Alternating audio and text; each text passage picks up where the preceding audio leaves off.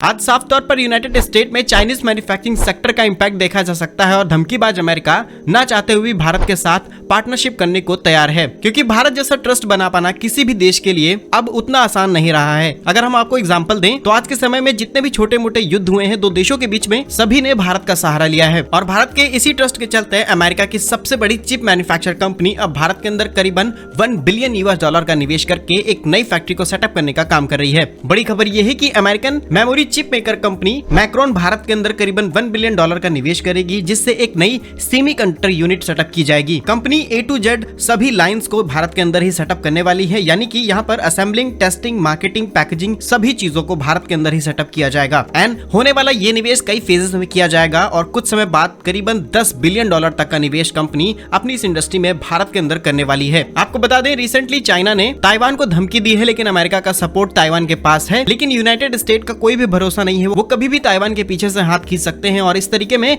Taiwan का काफी बड़ा नुकसान हो सकता है। आज ग्लोबल इलेक्ट्रॉनिक मार्केट की 70% सप्लाई ताइवान से की जा रही है और ऐसे में यूएस, ताइवान या फिर भारत, इन सभी के पास एक स्ट्रॉन्ग सेमीकंडक्टर यूनिट का होना बहुत ज्यादा जरूरी है, वरना चाइना किसी भी रेट्स पर अपनी सप्लाई चेन्स को बैलेंस करने की कोशिश करेगा। आपको बता दें यूएस की कंपनी मैक्रोन के पास करंटली ग्लोबल मार्केट का करीबन 23% हिस्सा है, जो कि दुनिया के 13 देशों में फैला हुआ है। Company US, Taiwan, Japan, Singapore सहित कई कंट्रीज में अपनी मैन्युफैक्चरिंग फैक्ट्रीज को ऑपरेट करती है और अब भारत के अंदर भी नए फैक्ट्री को सेटअप किया जाएगा। और इसी बात को लेकर के ताइवान भी चिंता में है और ज्यादा से ज्यादा मैन्युफैक्चरिंग यूनिट्स को भारत और वियतनाम जैसे देशों में शिफ्ट किया जा रहा है। ऐसे में भारत के ऊपर काफी बड़ा इंपैक्ट पड़ा है। रिसेंटली फॉक्सकॉन को 186 एकड़ के एक लैंड को अलॉट किया जा चुका है हैदराबाद में, ताकि वो अपनी एक नई यूनिट को सेटअप कर पाए। इसके अलावा भारत के अंदर आईफोन्स के ऑफिशियल स्टोर्स भी आ चुके हैं और आईफोन्स की सप्लाई भी देश के अंदर से बढ़ चुकी है। दिसंबर 2022 में हमने करीबन $1 बिलियन के आईफोन्स को भारत से एक्सपोर्ट किया है, जिसमें मेजॉरिटी रोल प्ले किया है ताइवानीज कंपनी फॉक्सकॉन, पेगाटॉन और वेस्टर्न जैसी कंपनीज ने। वहीं टाटा और रिलायंस जैसे प्लेयर्स ऑलरेडी सेक्टर में एंटर कर चुके हैं। लेकिन हम बात करें भारत की सबसे बड़े इलेक्ट्रॉनिक निवेश के बारे में, तो वेदांता ग्रुप ने भारत के इलेक्ट्रॉनिक सेक्टर में सबसे बड़े निवेश की अनाउंसमेंट की है। रिसेंटली कंपनी ने करीबन 20 कोरियन कंपनीज के साथ में